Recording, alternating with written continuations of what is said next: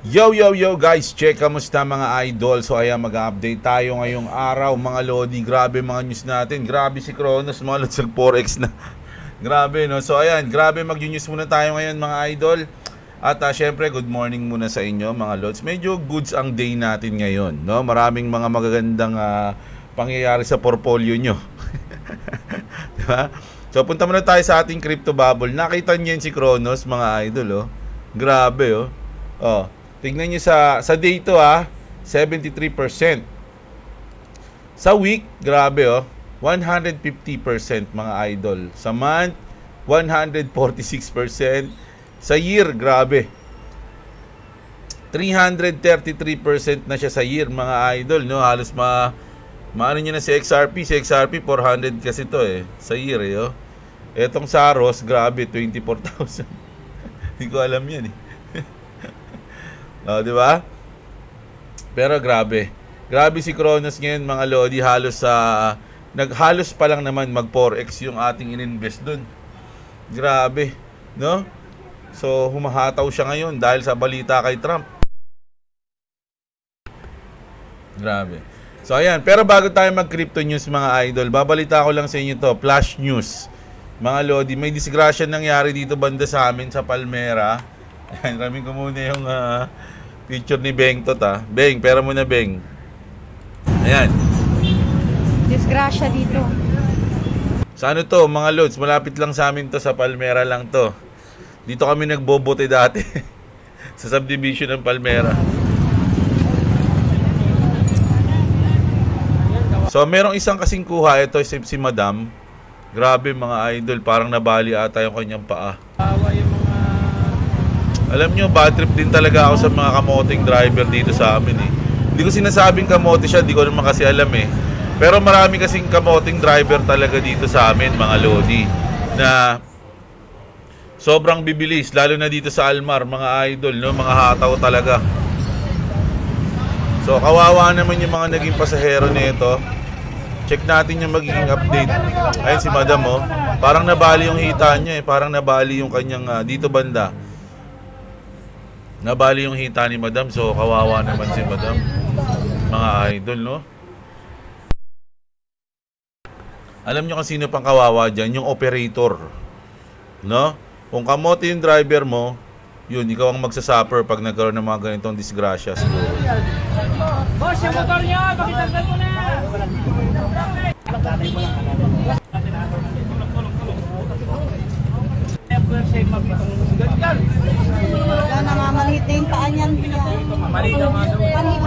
Grabe, nakakaawa si Madam. Sipin mo, papasok ka lang hindi mo naman, paano itrabaho niyan? Kung may pamilya yan, may anak.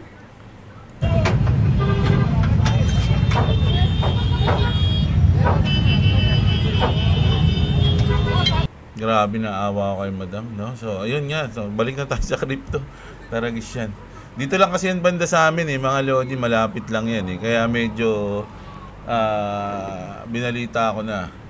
So yun, grabe, no? Ayun talaga yung problema mga lodi pag kaskasero yung driver mga idol, no? Bumangga ka sa pose, ang bilis nun, kaya ganun yung bangga nun mga idol.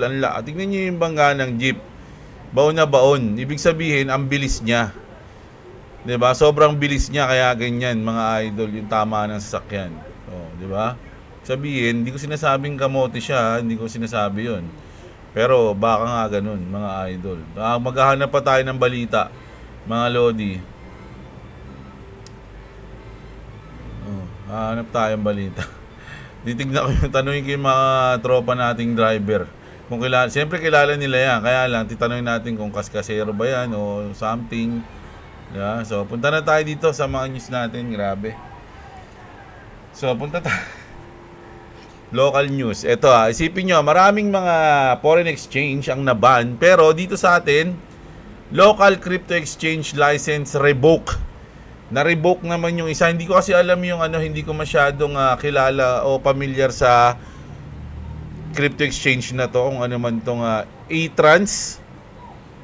Ayan yung E-Trans BASP license cancellation. E-Trans International Remittance, remittance pala to, Corp. in a Philippine-based remittance company that once offered both money transfer services and crypto exchange function. So, crypto exchange function siya, tsaka money transfer service. So, na-revoke mga idol, no? Ayun lang yung ano natin dyan. Kasi natuwa ako sa mga comment eh. Sabi dito, them, after banning, revoking exchanges, they can't monopolize. Sana all baliw. Hindi naglagay ng kape, pangkape, kaya na-revoke ko. Ayan, yung mga comment dyan, mga lodi. No? Parang napapansin ko sa mga tao sa Pilipinas talagang pagdating sa government parang office o kung ano man yung namamahala, parang wala nang katiwa-tiwala yung mga Pinoy. No? Wala na silang tiwala basta gobyerno ng Pilipinas. Iniisip agad nila, nangungurakot, gano'n. Kasi parang gano'n yung natatak sa isip nila eh. Di ba? Kahit na siguro hindi nangungurakot, ang tingin na lang nila, mangungurakot yan kasi Pinoy yan eh. Di ba? So, maganda mabago natin yung ganung mindset, mga idol. Paano kaya mangyayari yun? No? Mababago pa kaya yun? Na rerespetuhin ng mga Pinoy yung mga agency o government offices ng Pilipinas, mga lodi sa Pilipinas. Ano sa tingin nyo? Gabi, nahawa na ako kay Bunso. Nagkaroon na ako ng sipon at ubo. Ayan. Punta naman tayo dito. Major Ethereum scaling ecosystems have submitted proposal to support Ronin Network as it transitions from a gaming-focused sidechain into a full-fledged L2 network aligned with Ethereum. Mga idol, no? Kung naalala ko, medyo na balitaan natin itong nakaraan. Follow up lang ngayon. So, ang mangyayari pala, mga idol, magiging full-fledged L2 network na. No? Yung Ronin Network, which is good yun, mga lodi, no? So, alam ko talaga ayusin niya nila psych out, no, yung mga gaming ngayon na papasok sa Ronin. So talagang hindi ako nawawalan ng pag-asa sa Ronin Network, mga idol. Yung mga asset natin diyan, pati yung meron pa akong SLP diyan, meron pa akong RON diyan, hindi ko na ginagalaw. Pati yung mga Axie ko, yung mga NFT ko. Marami akong NFT diyan eh. Pati yung mga basta marami. So hindi ko na ginagalaw 'yan. Tiwala na lang ako na babalik sa dating sigla yung Ronin Network. So sana nga mga idol, at least medyo nagkakaroon tayo ng good news sa kanila. Ethereum pa yung partner nila. So goods na goods yan, mga lodi, di ba? So saludo. Punta naman tayo dito ngayon, mga idol, kay Cathy Woods. ARK Invest bought another 339,113 of Tom Lee's Ethereum Treasury Company BMNR shares on August 27. So si Tom Lee, bumili si Cathy Wood ng share doon, no? Si Tom Lee tsaka si kilala niyo ba si bang pangalan ng isang Bitcoin maxi na yun? Nakalimutan ko. Basta parang kinakalaban si Tom Lee ng isang Bitcoin maxi. Nakalimutan ko yung pangalan. Sikat din yun eh. Parang nagpa-interview siya tapos parang kinakalaban. Kasi si Tom Lee more on parang ngayon ang binuboost niya is Ethereum, no? Sa company niya. So, ayun nga, yun ang nangyayari ngayon dyan. John Van Eck calls Ethereum the Wall Street token. O, di ba? Kumbaga, alam nyo, kaya okay sa akin na hype yung Ethereum ngayon kasi siya yung ating leader, no? Pagdating sa altcoin season. Kaya mas maganda na siya ma-hype. Kaya lang, tayo na. Ang lupit ng Cronos no? Ayan, grabe si Cronos, mga idol. Sorry. Halos na siya. Yung aking, diba sabi ko nga sa inyo, 20k lang inilagay ko. Halos mag-80k na siya. Kaya nga sabi ko magpo-4x na siya eh. Sabi ko, grabe si Cronos, ayaw huminto. Tingnan natin. Si Cronos. Yung kanyang, prom natin. 1 month. So, sipin nyo, nag 7 pesos pa pala. May mga comment nga sa comment section, nakabili sila 5 pesos eh. Di ba, mga idol? Sino yung mga nakabili ng 5 pesos? O, dito, 4 pesos, 5 pesos, o. O, July lang to. 'Di ba? Ay, ito ata yung mga time na ni-report natin, no, na nasama sila sa sa bibili ni Trump, 'di ba? Na news pa lang 'yun, rumor pa lang 'yun. Kaya ito yung sinasabi natin, buy the rumor, sell the news eh. Nung rumor 'yan, nasa 5 pesos, nagbilihan na ngayon yung mga idol natin. Ako rin, bumili rin ako. 'Di ba? Pero maliit nga lang, 20k nga lang yung bili ko. So ngayon, nung binalita na, ayun na, mga loads, no? Grabe na yung nangyari. So, halos 9, umabot na siya ngayon ng 20 pesos. Halos nag 4x na nga siya. Kung sa 5, 5 pesos ka bumili, di ba? 4x na siya, mga loads, no? Gravities, mga idol, ang lupit ni Kronos. So, congratulations agad sa mga sumabay sa atin bumili dyan, mga lodi, no? Saktong-sakto, natandaan ko yun eh. Nung binalita ko, sabi ko, uy, nakakagulat si Kronos, binanggit ni Trump, bibili raw sila.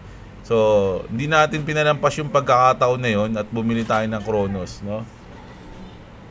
So, goods na goods yan, mga idol. Tapos, eto naman, si Paraguay naman. Nako, nabubuhay yung mga Polkadot community. Paraguay investing 6 million in tokenized equity on Polkadot to develop Assumption Innovation Valley,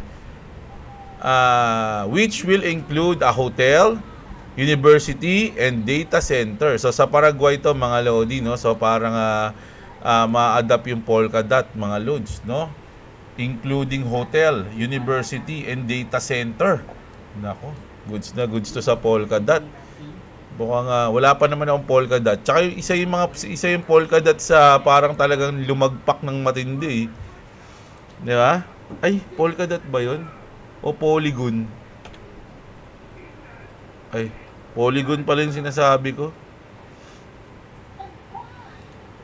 Polkadot? Iba nga. Okay pala itong Polkadot. Polygon pala yung sinasabi ko. Magkakapangalan kasi eh. So sa 1 month, medyo negative, mga lodi, sa max natin. Uy, grabe. Ang baba pala ng Polkadot, mga idol. Ang kanyang all-time high, 2,700. So nasa 92% downtrend ang Polkadot ngayon. So pero nagkakaroon sila ng adoption.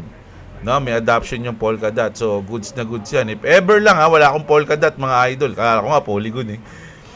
Kumbaga, sa mga Polkadot community, syempre good news sa kanila yan, mga idol.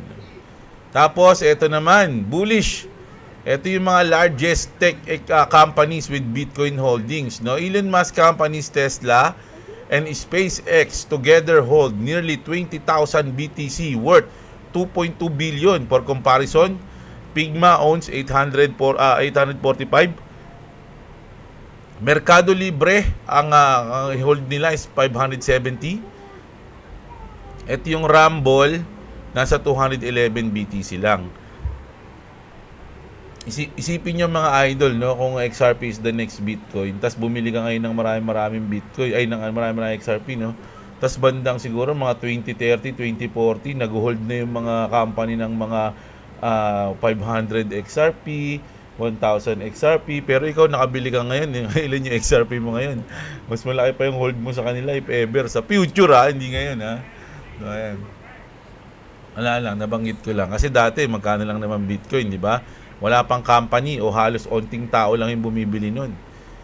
Pero ngayon, yung mga company, nagbibida-bidahan na sila kung sino pinakamaraming Bitcoin na hold.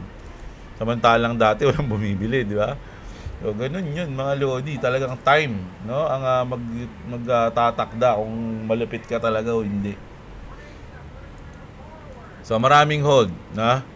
Si Elon Musk. And then, B-Chain, ito, mga isa pa tong B-Chain, mga lodi, oh. Pinaalala lang ni B-Chain, no, na partner sila ng Kronos kasi nagpapump yung Kronos ngayon, eh. So, pinaalala ng B-Chain yan. Oy, partner namin yan. Bago gusto nyo rin akong bilhin.